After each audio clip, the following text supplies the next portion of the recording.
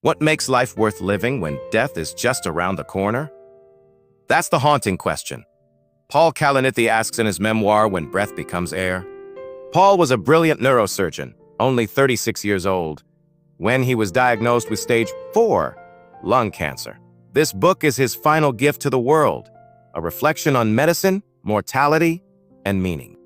In this video, we'll explore his story, the lessons he leaves behind, and why When Breath Becomes Air has moved millions of readers. Paul wasn't just a doctor. He was also a lover of literature and philosophy. He studied English and biology at Stanford, later pursuing medicine at Yale. His curiosity about the meaning of life led him to neurosurgery, where he was quite literally holding life and death in his hands. But just as his career was taking off, he received a diagnosis that would change everything: terminal cancer. Suddenly, he was no longer the doctor giving the prognosis. He was the patient hearing it. In his early years, Paul describes the tension between science and literature. Medicine gave him the tools to extend life, but literature helped him understand what makes life meaningful. As a surgeon, he saw patients struggle with devastating diagnoses. Some fought courageously, others gave up. These experiences taught him that saving lives wasn't just about skill, but about compassion, about seeing patients as whole human beings, not just cases. Then, in the prime of his career, Paul faced the unimaginable: lung cancer. His world flipped instantly. He went from treating dying patients to becoming one himself. He described how surreal it was to read CT scans of his own lungs and know the medical implications. Instead of planning surgeries, he was planning how to spend his remaining time. This shift gave him a profound perspective. When the future shrinks, the present becomes infinitely valuable. One of the most powerful parts of the book is how Paul confronts suffering. He doesn't deny the pain, the fear, or the loss, but he also finds beauty in small moments. Conversations with his wife, Lucy, the decision to have a child despite his illness, the joy of simply being alive.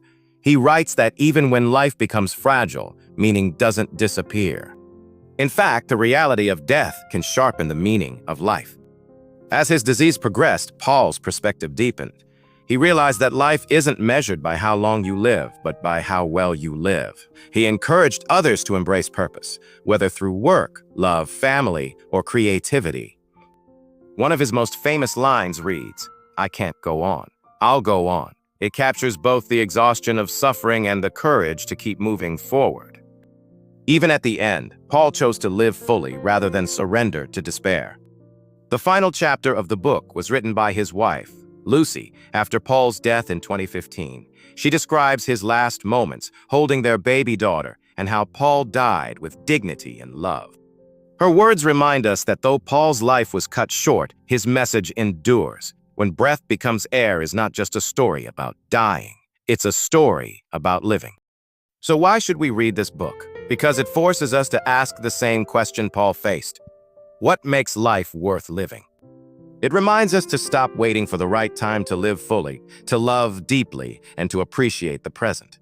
Paul Kalanithi's story shows us that even in the face of death, life can be meaningful, rich, and beautiful. When Breath Becomes Air is heartbreaking, but it's also deeply inspiring. It's a reminder that our time is limited, and that's exactly why it matters. If you found this summary meaningful, subscribe to Bound by Time for more powerful book summaries and life lessons.